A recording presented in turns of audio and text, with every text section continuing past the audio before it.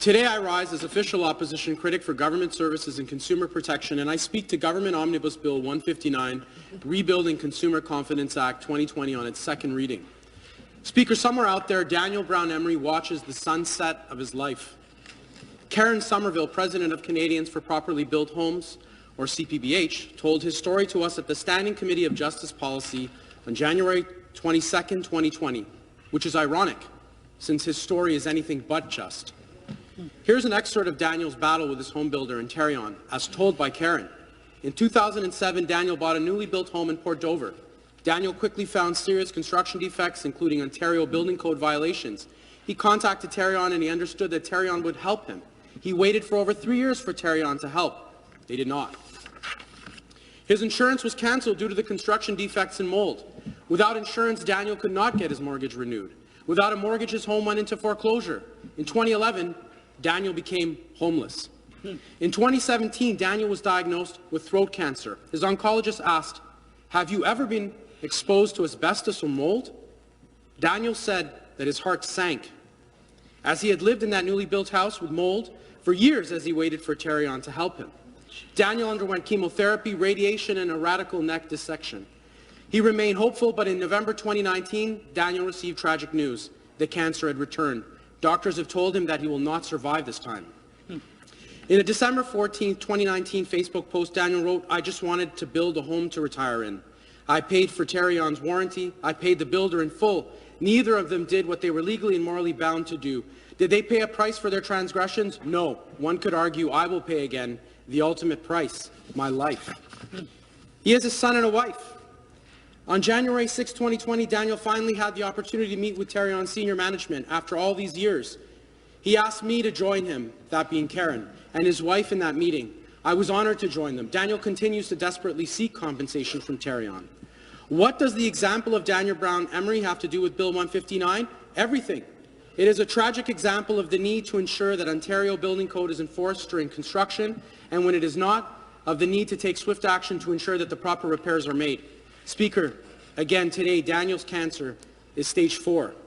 I have begun my critique of this bill with Daniel's story, told in Karen's own words, for 2 important reasons. First, just as Karen summarizes, there are dire and often tragic consequences for a failed system of new home warranties. Secondly, it provides a stark contrast of Terrion as opposed to the advocates who are fighting for its bold reform. Terrion, a 44-year-old arm's-length non-profit organization which serves conflicting roles in regulating home builders while administering new home warranties. Terrion, a non-profit organization sitting on $250 million collected ultimately from new home purchasers, which incentivizes its own executive compensation to essentially reject paying out claims for those from whom it has collected its money from. Their outgoing CEO netted $750,000 salary on his last year alone. And then there is Karen from CPBH, a non-profit organization that has existed for 16 years and is run by volunteers. Volunteers who learn the hard way about Ontario's failed home warranty experiment. Volunteers who have chosen not to patch and run when faced with serious home defects, but have stood up to their builders in Terrion. And long after their own warranty issues were either resolved or in many cases sadly abandoned, they have remained to fight for others. Karen and CPBH literally stood by Daniel's side in his fight. CPBH is not alone in their courage to stand up against bad builders in Terrion. You will hear about many other remarkable individuals throughout my submission today. But isn't that the state of consumer protection in Ontario? When the rich and powerful organizations and corporations break the rules, they have sums of money, armies of lawyers, and powerful associations and lobby groups to watch their back. Even worse, the government itself is often firmly in their corner. And who do their victims have? Often nobody but the shoulder of others similarly harmed. It is the age-old story of David and Goliath. But, Speaker, as I have said right in the beginning of this submission, I am speaking to a new act proposed as an omnibus by a government who railed against omnibuses when they sat in opposition. But now the government has power, and yet almost 2 years later, we are still waiting for implemented change. Surely amendments to new home construction licensing and new home warranties should be dealt with on its own. But again, as this is an omnibus bill, it opens up many acts in order to bring minor amendments to give the government more control over its delegated authorities. The marginal changes the government made to the acts opened up in this bill could have been much farther reaching. For example, it could have made salary disclosures of all employees of delegated authorities making $100,000 or more mandatory on the sunshine list, rather than simply upon the minister's request. This bill also makes marginal changes to the Ticket Sales Act in order to make it mandatory for ticket sellers to offer their ticket prices in Canadian dollars. But what it doesn't do is take action against ticket sellers who collude with scalpers, resulting in restricted ticket supplies and astronomical resale ticket costs. I introduced amendments during the clause-by-clause of this bill to cap resale values of tickets at 50% of the original cost, as well as curb down on primary ticket sellers holding back tickets to inflate demand and increase prices. The government members of the committee voted against these amendments. Speaker, as I very briefly touched on the other schedules of Bill 159, I return to the elements of this Act that have garnered by far the most stakeholder interest and which require the most urgent change. Schedules 4 and 5, which seek to amend the New Home Licensing Act 2017 and the Ontario New Home Warranties Plan Act. So let's start from the beginning.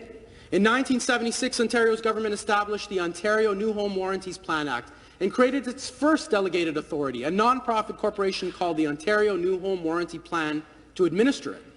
The Act and this non-profit were created in response to mounting complaints about problems with new home construction. This non-profit was later renamed as Tarion. But as this new Act was being debated, a Globe and Mail article was published on June 19, 1976 that raised serious concerns about its future. The article was written by Jacob Ziegel, U of T professor of law, and was entitled "Bill Being Rushed So Consumers Won't Be Heard." Reading this article begs the question, was Tarion built to fail? And it is just as pertinent today as it was 44 years ago. I will now read the article here and you can decide for yourself. A home is easily the single biggest purchase made by a family in its lifetime. But as many young couples have painfully learned during the past 3 years, the price of homes is rapidly exceeding their grasp. However, financing the purchase of a home is only one of the headaches Canadians have to contend with. The other is to ensure the house that they buy is properly built, on time and in accordance with the promised specifications. Most consumers know even less about homes than they do about cars, their second largest single investment. Builders, moreover, are not always competent or scrupulous. Some are more interested in making a fast profit than in giving fair value for money. As a result, there has been a rising tide of complaints about badly built homes and builders who do not honour their contractual undertakings. According to federal officials, such complaints have ranked third in frequency of complaints by consumers. Bill 94, the Ontario New Home Warranties Plan Act 1976, is the Ontario government's belated answer to these problems. The thrust of the bill is in the right direction, but it is seriously flawed in one vital respect and suffers from a number of other shortcomings. The bill has four main components. First, it requires all builders and vendors of new homes to be registered. Second, it requires every vendor to warrant the home is constructed in a workmanlike manner with proper materials and is fit for habitation and free of major structural defects. Third, the bill envisages the establishment of a guarantee fund which will compensate an aggrieved buyer if the builder goes bankrupt or otherwise fails to perform his contract, breaches the warranties, or the buyer suffers damages because of a major structural defect. The fund would be supported by the builder's registration fees and fees payable by them on the construction of a home. Finally, and not least importantly, the bill encourages the conciliation of disputes and requires the parties to agree to arbitration if conciliation is not effective. These provisions are neither novel nor objectionable in principle. They are indeed widely regarded as necessary for the successful operation of a warranty scheme. What is without precedent in the Ontario consumer protection legislation is the nature of the body entrusted with the administration of the important powers contained in them. For it is not the Ministry of Consumer and Commercial Relations or any government agency that is entrusted with the task. It will be a non-profit corporation of undetermined composition, incorporated under the Ontario Corporations Act, and at best only indirectly accountable for its actions to the legislature. There's no secrecy about the reason for this feature of the Act. It is a surrender to the long-sought goal of HUDAC, the Housing and Urban Development Association of Canada. The association has argued for several years that warranty schemes for homes should be administered by the builders themselves and that the construction industry should have majority representation on the corporation to be established for this purpose. In earlier discussions involving the establishment of a national home warranty scheme, the federal government refused to accede to this demand. There are strong indications the Ontario government will prove more compliant. Imagine the furor for furor if it was proposed that a consumer-dominated corporation should regulate the construction industry. The right answer, of course, is that no single interest group should dominate the corporation. It should fairly represent all the various groups. And the corporation should be established by statute and be fully accountable in all respects to the legislature. We ought no longer to tolerate the creation of the legislative-sanctioned semi-private monopolies exercising important statutory powers. All this is bad enough. Equally objectionable is the government's apparent eagerness to rush this bill through as quickly as possible. The bill should have been referred to a standing committee so the members of the public would have been provided with an opportunity to make representations. Instead, the bill has been referred to the committee of the whole House. It is about 4 years since the government first announced its intention of introducing a home warranty plan, and 8 years since the Ontario Law Reform Commission first published its report on the subject. Where so much time has already elapsed, another month's delay would not have mattered. It could only have improved public credibility of the new bill. And so the foundations of Tarion were built on foundations as faulty as the homes built by some of the bad builders they unquestionably issue license to today, who yet often fail to warranty. From Tarion's outset, it has been controlled by the building industry and was tasked to regulate and, when need be, stand up to. And its controlling board would hire an executive team that would adhere to its will, and its executive team would manage a staff that would follow its instructions. But while many of the problems outlined 44 years ago remain, this government, like the Liberal government before them, has had years of reflection and expert information on how to achieve reform. But as I have learned about the state of home warranties in Ontario, many have suggested the problems have only intensified as the builder-controlled Tarion was left to its own devices. Certainly, William Hillier of Cardinal Creek in Orléans shared his own personal experiences at the Justice Policy Committee hearing in Ottawa on January 22, 2020. In 1984, I purchased a new home. Tarion was only a few years old at the time. The builders were edgy when approached by the homeowner with problems and the risk of seeking Tarion's assistance. They responded very quickly. In 1993, I bought another new home. For 2 years after purchase, I haggled back and forth for the builder to complete repairs that occurred during construction. When I finally approached Tarion, I did not get any further resolution to my problems. I took my issues before the tribunal where I lost my case. My speculation at that time was that home builder organizations had infiltrated the Tarion monopoly, so much so that Tarion was empowered for the builder and not the home buyer. In 2017, I once again purchased a new home. I waited almost 2 years for the cleanup of mold and repairs to a leaking basement. I am still fighting with the home builder and Tarion to correct deficiencies in my new home. It should be noted that Mr. Hillier bought 3 new homes throughout his life. Each one required warranty work, yet only one of the homes had its issues resolved without a fight. In committee, Mr. Hillier called for Tarion to be scrapped. Speaker, social media really began in the early 2000s, and with the advent of its channels and platforms, like-minded individuals could reach each other across great distances. Now those individuals who were facing home defects but were told by their builder that they were just being picky or unreasonable could find others just like them. Perhaps it was through a blog or an online publication in a different city or town. It was a tool for individuals to gather in numbers and ultimately strength. It was a tool to collect and share information, and they used it to great effect. Speaker, the previous Liberal government won power during this new age. The advent of the internet, social media, and other online tools enabled many movements to gain otherwise inaccessible information and increase their own membership and build their momentum.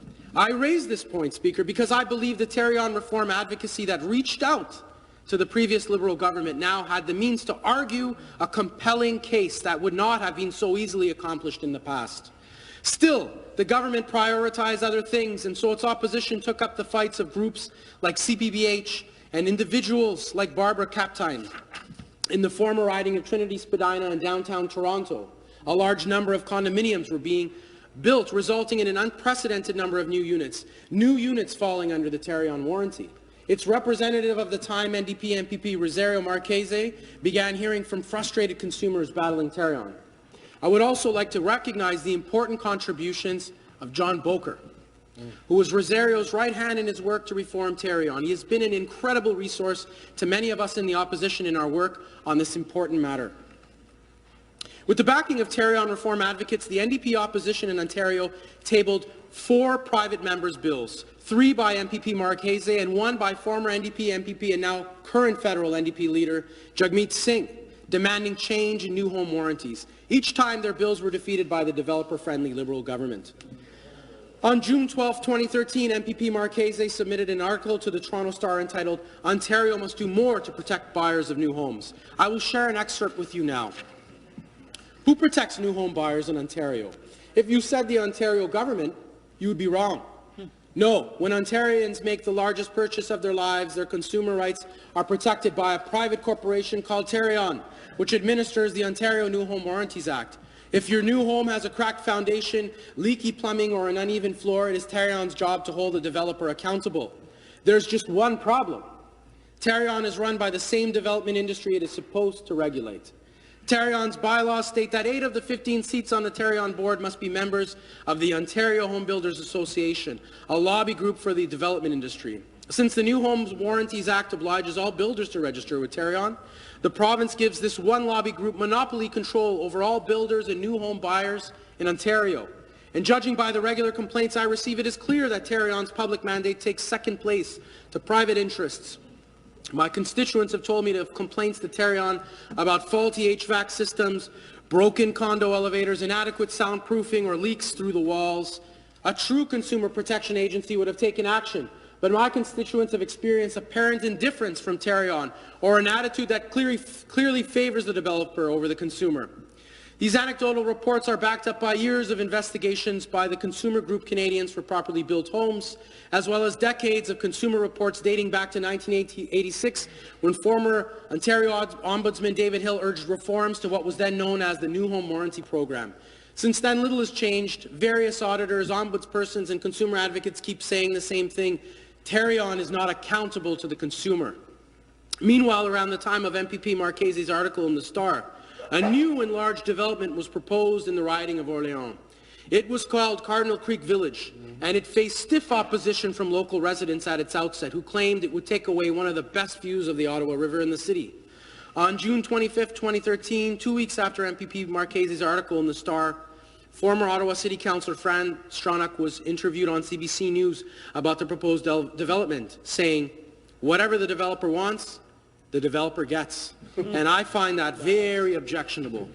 When asked to elaborate, she simply responded, "Big money talks. What's the rest of us to do?"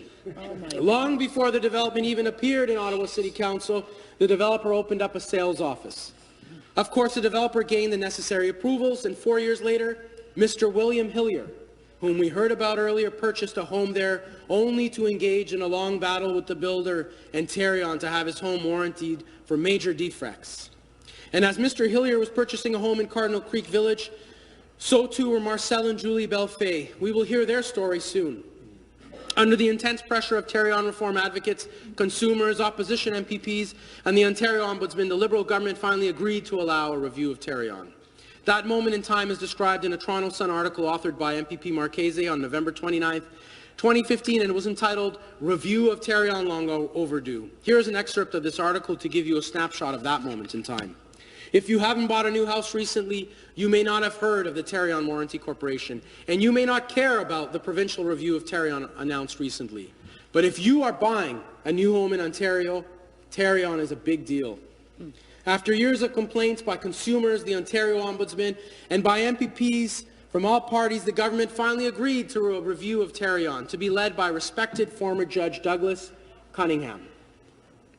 But just as consumers began celebrating their hard-won victory, Consumer Minister David Orazietti prejudiced the review by remarking, "I anticipate that Justice Cunningham will find Tarion's processes validated as good consumer protection measures."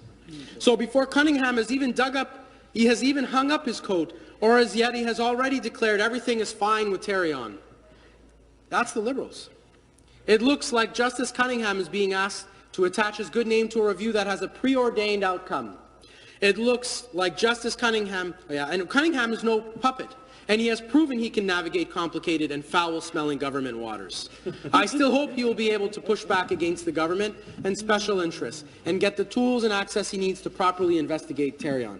But even Justice Cunningham may be unprepared for the roadblocks and spin that will certainly be thrown in his way by the most captured regulator in Ontario and by the government that enables it. As you can see, The Liberal MGCS minister of the time was completely deaf to the consumer complaints of that time, simply presupposing that Justice Cunningham would simply report that Tarion was just fine. Thank you very much. It should be noted that PC MPPs joined the lead of NDP MPPs in a call for significant change then. That no longer appears to be the case.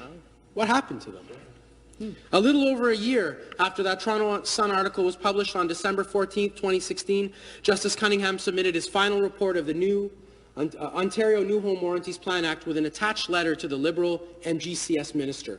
What's her name? That report, I will tell you, that report did not say business should continue as usual. In fact, it was quite the contrary. Here's an excerpt of his letter to the minister. Dear Minister Lalonde, I have approached this review with an open mind and with no preconceived ideas on what a new home warranty program should look like. I have listened to and engaged directly with many individuals with an interest in Ontario's warranty program. I have read the many submissions received during the review. I have learned a great deal about the complexities of new home construction and about the different roles of builders, lenders, municipalities, and others. I have become familiar with how other jurisdictions deliver new home warranty protection and builder regulation, and with the actual experience of homeowners, builders, and those who work to deliver the warranty protection. And I have heard about the challenges faced when there is a dispute over warranty coverage. In this review of Ontario's new home warranty program, I was faced with the current reality of a corporation, Tarion, and legislation, the Ontario New Home Warranties Plan Act, which have been in place for over 40 years. Tarion continues to operate in a structural framework established in legislation that is 40 years old. That structural framework has assigned it multiple roles, from rulemaking to adjudication. Inevitably, this framework has given rise to real and perceived conflicts of interest and has presented it with challenges in fulfilling its multiple roles. The extensive input I have received in my analysis led me to believe that there is room for considerable improvement, including with the legislation itself. This improvement can best be achieved with significant change to how the new home warranty protections are delivered and how builders and vendors are regulated. So what did Justice Cunningham's report reveal, and what were his suggestions? In his examination of Tarion, Justice Cunningham identified a number of challenges, and I quote, "Tarion's dispute resolution is not always as accessible or effective as it could be. Consumer information and education is not as helpful or effective as it could be in explaining home maintenance, terms of warranty coverage, how to navigate the claims process, and what could be expected with new construction charges to warranty protection as developed by Tarion through processes that are ad hoc and not as transparent and consultative as they could be. Builder and vendor regulation is not consistent with modern approaches to consumer protection regulation, and governance measures intended to provide accountability, transparency, and oversight are not aligned with the modern and current best practices." Justice Cunningham developed 2 overriding and 6 additional objectives to inform his recommendations. He stated that these objectives would, and I quote, "provide clear outcomes and should be reflected in legislation and its implementation." His overriding objectives were: 1. Consumer protection, deliver strong new home warranty protections for new home buyers and owners. 2. Building quality, promote high-quality residential construction in Ontario and continuous quality improvement. His additional objectives, and I quote, were accountability and transparency, public confidence, modern dispute resolution, inclusive rulemaking and standards setting, a modern regulator, and efficiency. So what did Justice Cunningham recommend based on his extensive examination, based on these well-thought-out objectives? Well, he began by stating that a program that seeks to both build high-quality homes and deliver appropriate new home warranty coverage within a jurisdiction requires 4 essential functions. 1. Making rules regarding mandatory warranty protections. 2. Administering the warranty program. 3. Adjudicating disputes about those rules. And 4. Regulating builders and vendors. Under the current Act, Tarion is responsible for all 4 functions at once, prompting Justice Cunningham to point out that this multiplicity of roles, at a minimum, gives rise to a perception of conflict of interest and can also result in actual conflicts of interest. This speaker is very important, and he further elaborates at an executive level the structure of having the same leadership team responsible for the rules of the monopoly warranty program, financial management of the program, dispute resolution, and builder regulation will inevitably give rise to situations where financial objectives compete with other objectives, such as consumer protection.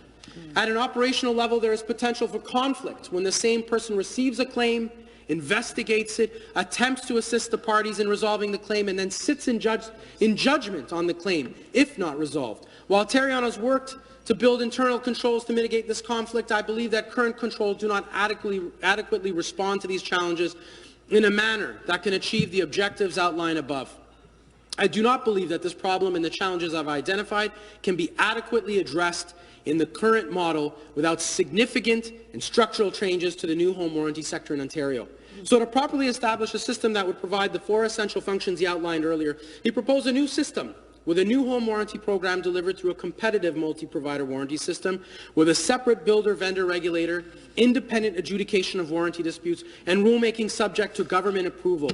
Justice Cunningham further provided a detailed roadmap for the establishment of a new system with 37 recommendations, the first of which stated that new home warranty protections should be delivered through a competitive model. In addition, his recommendations spoke to setting minimum requirements, technical competencies, continuing education for builders and those they employ, the establishment of a builder code of ethics, a more robust and transparent online builder directory, far greater consumer education, and much more. As you can see for yourself, Justice Cunningham asked for nothing less than massive change. Under the weight of this heavy report, the Liberal government was forced to act, but rather than truly listen, since Liberal connections to the development industry are as close as Terrion's, they tabled Bill 166, which ignored the majority of Justice Cunningham's recommendations, including many of his most important. The issues of Cardinal Creek Village new homeowners had already begun, which is significant as they happen in the very riding of the Liberal MGCS minister who received Justice Cunningham's review. Not only did she have his expert opinion, but now, firsthand, practical examples of new home construction quality and warranty issues in the very own community she was elected to represent. Still, that appeared to change nothing. But on November 27, 2017, as the ineffectual Bill 166 appeared in committee in the dying days of the Liberal government, a seemingly innocuous amendment was passed by the forward-thinking member of Niagara Falls, who was then NDP critic for government services and consumer protection. That amendment was to allow the Ontario Auditor General to look at Terrion's books for the first time in 44 years of existence. More on that later. Just over half a year later, on June 7, 2018, the people had decided that they had had enough of 15 years of Liberal mismanagement and waste. For Ontario home warranty reform advocates, this represented a new hope, since Ontario's opposition had been unified in their call for significant reform. In that election, I was elected as MPP of Humber River Black Creek, joining Ontario's official opposition and later becoming critic for government services and consumer protection. With my new role, Karen Somerville of CPBH and Barbara Kaptein reached out to me. I saw firsthand their passion to reform the system for others and their extensive knowledge about the licensing of builders and new home warranties in Ontario. On August 22, 2018, CBC's Laura Osman of CBC News Ottawa broke a story on issues happening in Orléans. It was entitled, "Cardinal Creek Homeowners Locked in Battle with Builder." And here's an excerpt from that story. Residents of a suburban housing development in Ottawa's East End say they're worried their new homes are unsafe after discovering major construction defects soon after they moved in.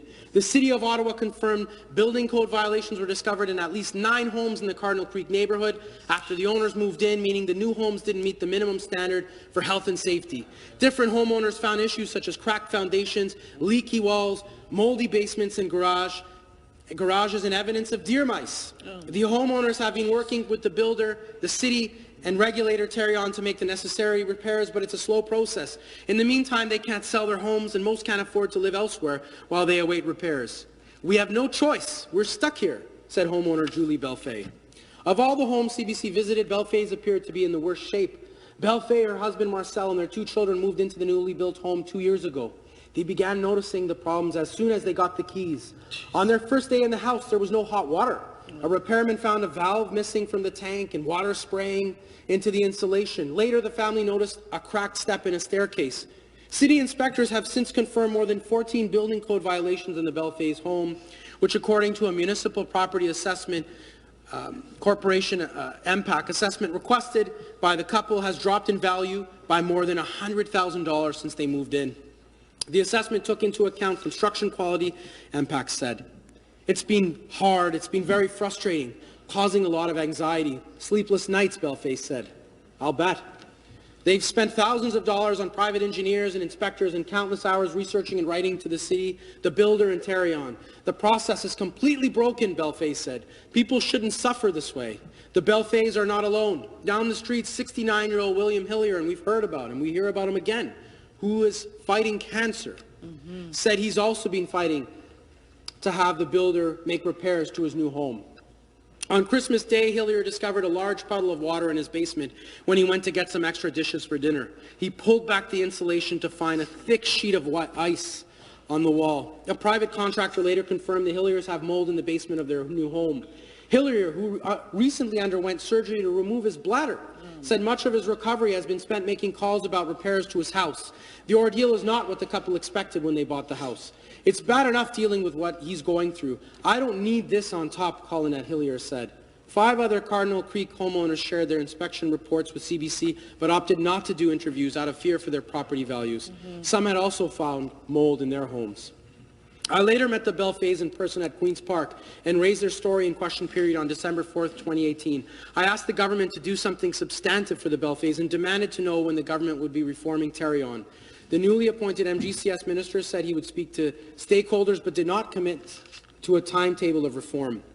Remember, under the previous Liberal government, PC MPPs agreed with the NDP that the need for bold Tarion reform was urgent. What had changed? Why wasn't this a priority for this government? Half a year later, on February 20th, 2019, the same minister appeared in front of a new development in Port Hope and held a press conference where he stated that Tarion was broken. He would be implementing the provision within Bill 166 that Tarion would no longer be both regulator and warranty provider. A Toronto Star article by Tess Kalinowski on this date mentioned that the minister also announced a new round of consultations that will explore whether to break Tarion's monopoly by introducing multi-warranty providers. While making this announcement, the minister was joined by 2 homeowners, Angelo Zeppieri and Krista Schumann, the widow of Dr. Earl Schumann, who took his own life in 2016 after years of battling Tarion to fix the serious defects in his newly built home. We will hear from Ms. Schumann later. This announcement was met with mixed feelings by home warranty reform advocates. Disappointingly, it meant that they would have to wait for real reform as they were subjected to another round of consultation, even after a clear blueprint was laid out by Justice Cunningham years earlier. Furthermore, the language of the minister suggested that if change would come, it might not be as far-reaching as the PCs wanted when they sat in opposition. Following this announcement, I requested and was granted a technical briefing by the Ministry of Government and Consumer Services, who confirmed the minister's announcement. Other than removing Tarion's regulatory functions, the ministry had not decided on what the final solution would look like, nor exactly when it would be implemented. On June 6, 2019, I submitted written questions to the ministry, hoping to gain an update on where the ministry was at on this important file. The questions included whether Tarion's executive and board member salaries would be subject to Sunshine List disclosure, an update on what steps the government is taking to implement the recommendation of the Cunningham report, and comments on the future of Tarion's massive guarantee fund. I never received a response. I continued to remain in constant touch with CPBH, Barbara Kaptein, and the Belfays, and time continued to pass. On August 1st, 2019, CPBH organized a meeting in Cardinal Creek Village to allow homeowners to speak directly to Tarion, as well as Ottawa building officials, with the hopes of having the questions answered and concerns met. As official opposition critic for MGCS, I joined my excellent colleague from Ottawa Centre and attended the meeting to hear first-hand accounts from the frustrated homeowners in this still relatively new neighbourhood. It should be noted that the meeting was held by a volunteer advocacy organization rather than the riding's elected officials, although they did show up. Although I had met and spoken with the Belfays on numerous occasions, this was my first visit to their home. It was heart-dropping. It was a heart-dropping experience. I saw the cracks in the foundation. I saw their jackhammered basement floor in order to install the vapor barrier that was never installed during construction. Such a barrier is used to protect against harmful radon gas that emanates from the earth. CBC reporter Laura Osman also attended the home and was as shocked as I was to see such damage to a new home. She released an article to CBC a couple of days later which provided an update on the Bellface fight as well as other Cardinal Creek Village homeowners. But as I returned to Toronto, still feeling the disappointment of what I had now witnessed firsthand, Ontario's Auditor General was putting the finishing touches on a scathing new report of Terrion's practices thanks to that innocuous NDP amendment that slipped through committee a couple of years back. So on October 30th, 2019, the Auditor General, Bonnie Lysyk, released her highly anticipated report on her audit of Terrion. At the outset of her report, the AG confirmed that, and I quote, concerns raised about Terrion's operations were justified. And what is often a person's biggest single purchase in their life was sometimes turned into a frustrating and unnecessarily costly experience because the organization to which the government delegated the responsibility to help them resolve disputes with their new home builder didn't always come through. Terrion's rules in some cases favored builders at the expense of new homeowners. She further noted that, and I quote, the Ontario Home Builders Association, which represents the interests of residential builders, had disproportionate influence over Terrion's decisions and operations. This certainly can explain the skewing of Terrion's rules to favor builders over new home purchasers.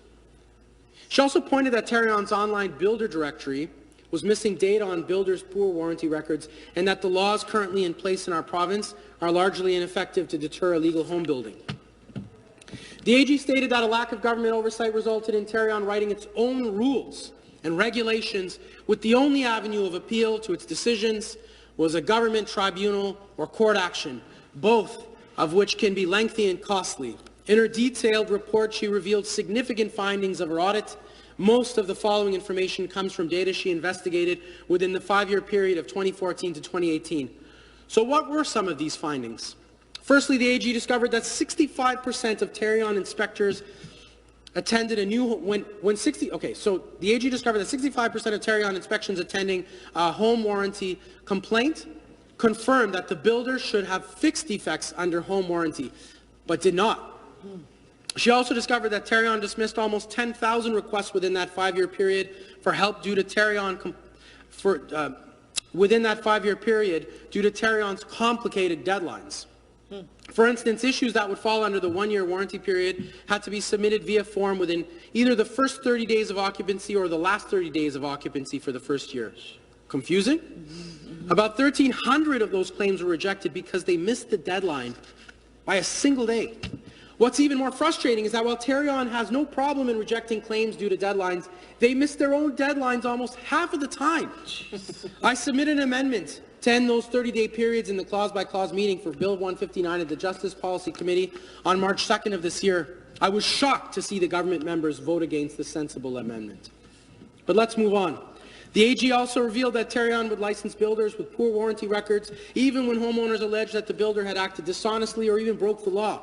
Furthermore, Terrion's online builder directory did not provide homebuyers with adequate information on builders' warranty history. Talk about a lack of informed consumer choice. So we've heard from the AG on how Terrion dealt with disputes and on their builder licensing. Now let's hear about Terrion's operations. I will quote the AG on this one. Terrion's senior management was rewarded for increasing profits and minimizing financial aid to homeowners.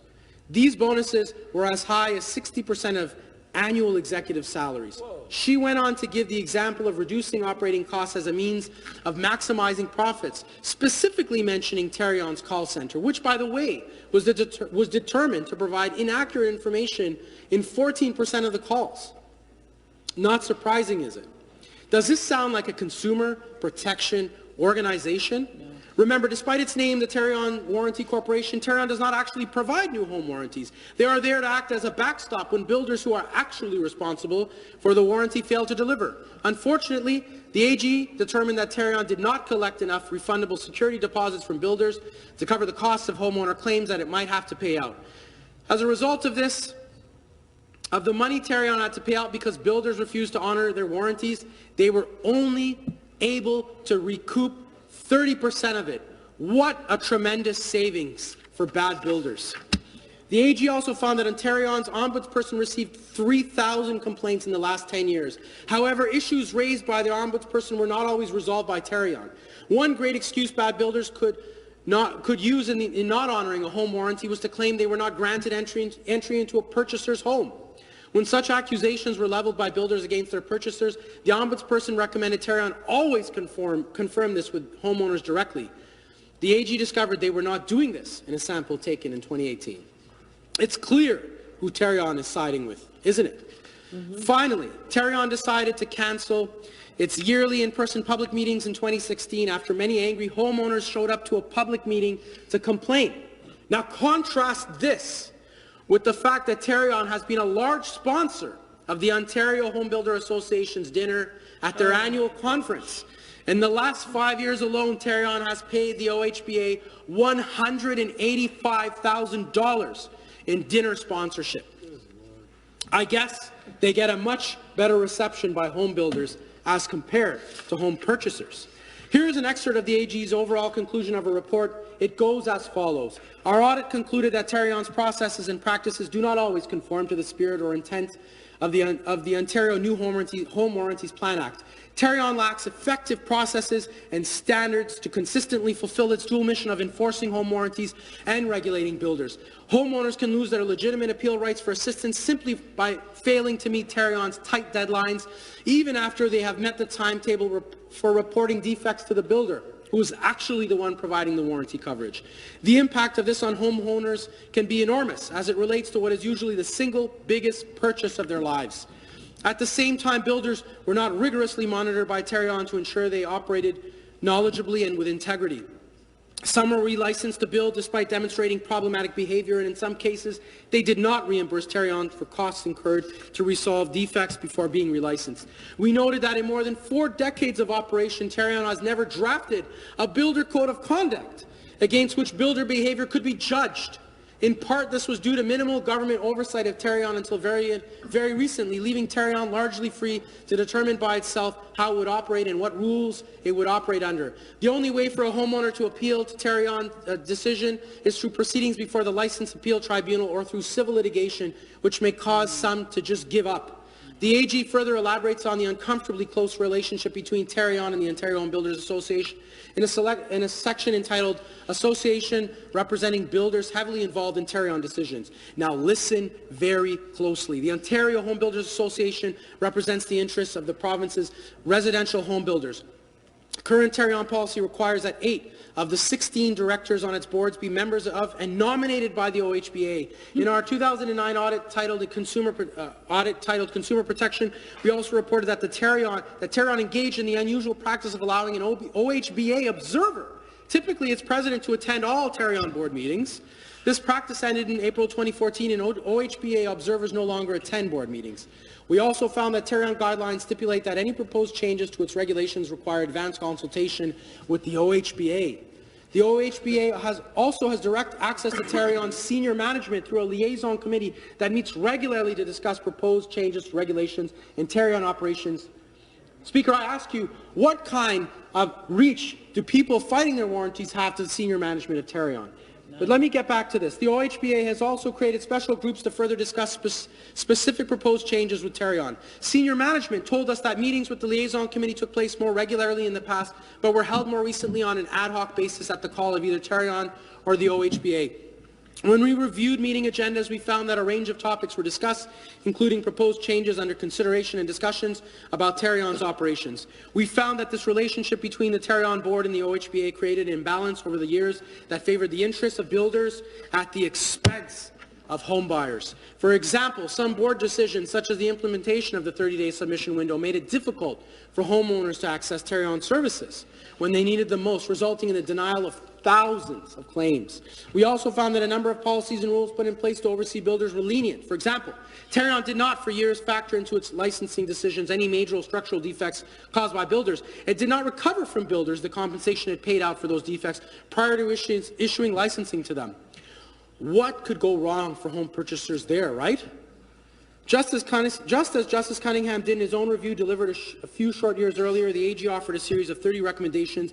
They include recommendations to reduce the influence of home builders on Tarion's board, increase consumer information, eliminate Tarion's confusing deadlines and other needless barriers in making claims, strengthening builder licensing and properly reporting information on their online builder directory. The list of sensible recommendations go on and on. Things now began moving quickly. Tarion was summoned to appear before the Committee of Justice and Policy. At that time, it appeared that both PC and NDP members were once again united on the issue of reform, as Tarion executives were subjected to tough questions. Of course, these were not PC ministers, but rather regular PC MPPs, perhaps not involved at the highest levels of decision-making within their own government. Shortly afterward, Tarion's long-serving CEO, Howard Bogach, retired. On November 13, 2019, I joined NDP leader Andrea Horwath and home warranty reform advocate Barbara Kaptein at Queen's Park, announcing a bold upcoming NDP private members bill that would open up new home warranties in Ontario to competition and would immediately see Tarion taken over by an administrator to make the urgent changes recommended by the Auditor General. Government Omnibus Bill 159 was tabled for first reading on December 5, 2019. I immediately began hearing from reform advocates who were surprised and disappointed to see legislation that did not go far enough. In fact, it would largely rely on Tarion to fix itself. This stood in stark contrast with their position when the PC sat in opposition and certainly went against the spirit of PC members in committee the short weeks earlier. On December 12, 2019, I tabled my private members Bill 169, Home Warranties to Protect Families Act, a bill drafted with real stakeholder input, a bill whose aim first and foremost was consumer protection, a bill that would deliver real change, as envisioned both by Justice Cunningham and the Auditor General, a bill supported by the stakeholders affected by Ontario's problematic system of home warranties, a bill to respect and truly protect new home purchasers. The government decided to travel their Bill 159 in early 2020, giving MPPs a chance to hear from witnesses throughout Ontario, both in person and in writing on these proposed changes. We heard the stories and recommendations of individuals who had issues with builders and Tarion in the past, and stories that were still ongoing. Individuals desperate for help. Many were members of CPBH. Their response was virtually unanimous. In their critique of Bill 159, stating that it did not go far enough to deliver real change to protect new home purchasers. Many were aware Many were aware of my Bill 169 and stated that it would deliver immediate and much-needed improvement to the system. Their comments are available in the Hansard of the Justice Policy Committee. I highly recommend that anyone hoping to improve the system should read them carefully. I will share some of their comments now. Here's an excerpt from Barbara Kaptein in Brampton. I was initially a client of Tarion back in 2011. And after an unfortunate experience with them and with my builder, I decided to try to help other consumers get their homes fixed through the system and to become an advocate for change in the legislation. I've been doing that since 2011. I would like to, in my deputation, tell you why I think Bill 159 is inadequate in the goal that it says it's to achieve, which is to protect consumers. And I would like to propose to you several amendments which I believe would help your bill achieve its stated goal. Your Bill 159 purports to rebuild consumer confidence and strengthen consumer protections relating to the new home warranty and the builder's regulatory body. It fails to do this for several reasons, but I only have time to concentrate on one today, and that is dispute resolution. Dispute resolution has been the key consumer complaint about Tarion for decades. Consumers do not have confidence that their claims are handled in a balanced, transparent, and fair way. They do not have the technical expertise to investigate building defects or the financial resources and lawyers and engineers to support their claims.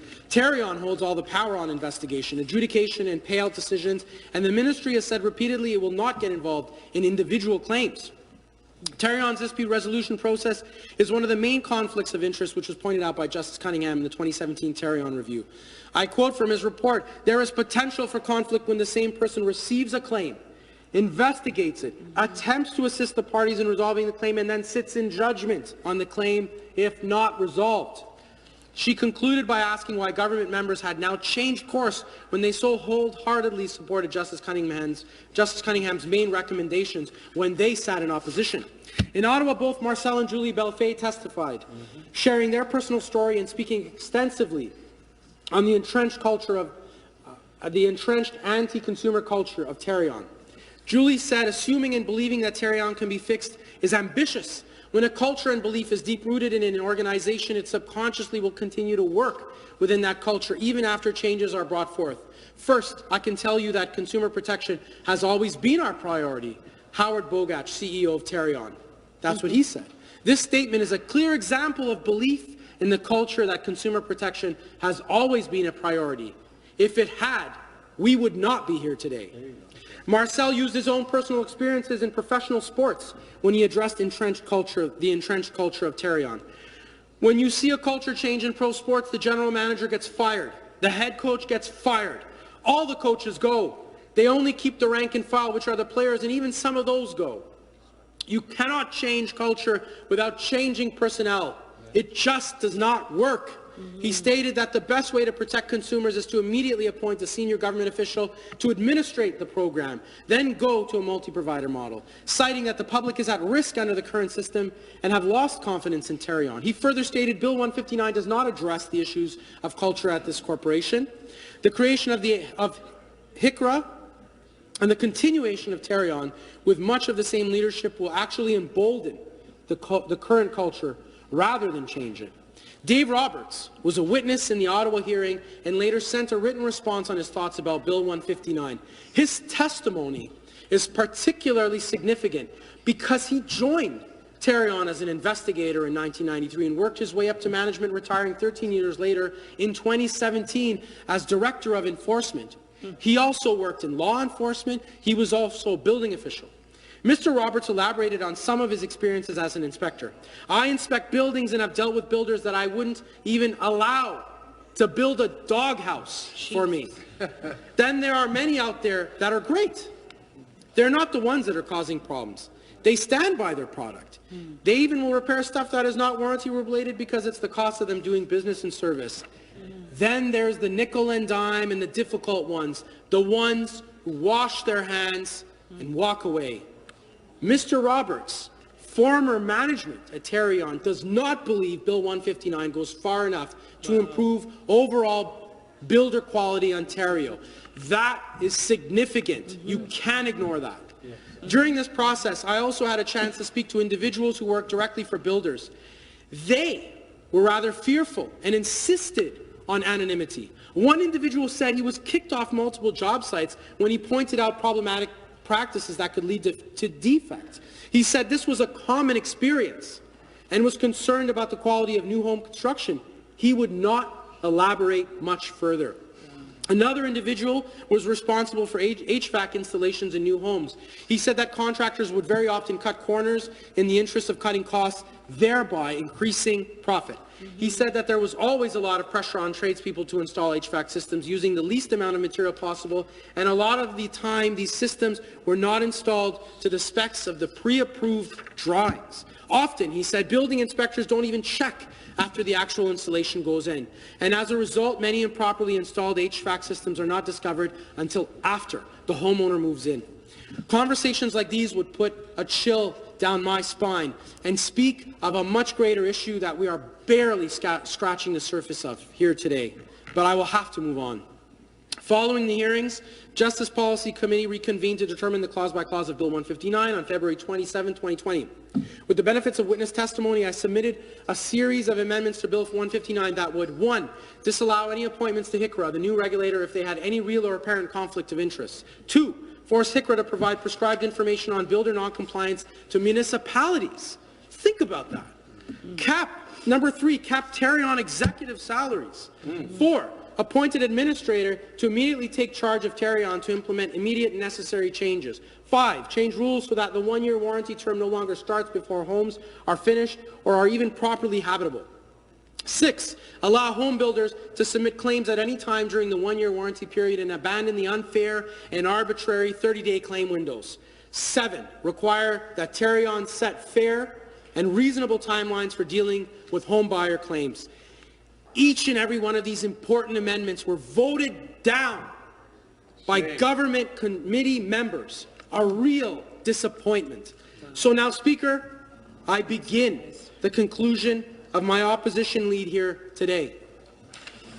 Even before Tarion was created, concerns were raised based on its structure and its control by the building industry it was tasked to regulate. But truly, it is not enough to say that the building industry influenced or even controlled Terrion's board, because Terrion's board was the building industry itself. That board hired executive management to action its will. That executive management team hired staff to carry out its work in backstopping warranties and regulating builders, too often with disastrous consequences. To quote the words of the current and former MGCS ministers in this Conservative government, Terrion is broken. Wow. And yet today, we debate a bill that essentially finally enacts elements of Liberal Bill 166, a bill Conservative MPPs until only recently criticized as not going far enough. But these Conservative MPPs are part of a government that takes unquestionable direction from big developers. So this Bill 159 does exactly what the builders wanted to do. That is to leave Terrion to fix itself and keep the status quo as much as possible. You have heard the stakeholders in my submission, knowledgeable people who have taken up the cause of true reform in the regulation of builders and the proper warranties of homes here in Ontario. I cannot thank them enough for their courage, their altruism, and their immensely important work for years. Bill 159 does not satisfy lingering concerns of Terrion's board membership or their new proposed regulatory authority. These new members do not appear to be like the stakeholders whose stories I have shared with you today, stories that once moved and informed members of this Conservative government but are now forgotten. These stakeholders believe Bill 159 does not go far enough. These stakeholders support my own Bill 169, which acts on Justice Cunningham's main recommendations while providing the government with direct control to implement the AG's recommendations immediately. The NDP opposition have in fact tabled 5 new home warranty reform bills. Our most recent one is right here for you on the order paper. The NDP opposition have tried to improve your bill, and you have voted against each and every amendment we proposed. So I leave you with the words of Krista Schumann, the widow of Dr. Earl Schumann, who took his own life in 2016 after battling Terrion for 27 years. Ms. Schumann, who stood beside this government's former MGCS's minister when he said Terrion was broken and announced a plan for change. But here is what she has to say today. Numerous serious issues for consumers with the Terrion warranty program have been ongoing for decades. For 25 years, my husband and other advocates worked to correct the unfair treatment related to construction deficiencies in their newly built homes. My family was hopeful for long overdue change when the 2017 report by Justice Douglas Cunningham and more recently by the Ontario Auditor General Bonnie Lysyk only a few months ago were released. These reports indicate the dysfunction of Terrion because of its monopoly and its preferential treatment of the home building industry over Ontario homeowners, with thousands of legitimate claims ignored and dismissed. The impact of Ontario's government's inaction and its lack of oversight has been devastating for many families. It is extremely disappointing 1 year after the former Minister for Government and Consumer Services announcement of their promise to correct Ontario's new home warranty program, and not enough has been done. Though Bill 159, through Bill 159, the Ontario Conservative government had an opportunity and also a duty to protect Ontario families in the most important purchase that homeowners make. Our government has failed to protect us from building code violations and the impacts on the financial, physical, and mental health of Ontario families, including my own. Government, the ball is in your court.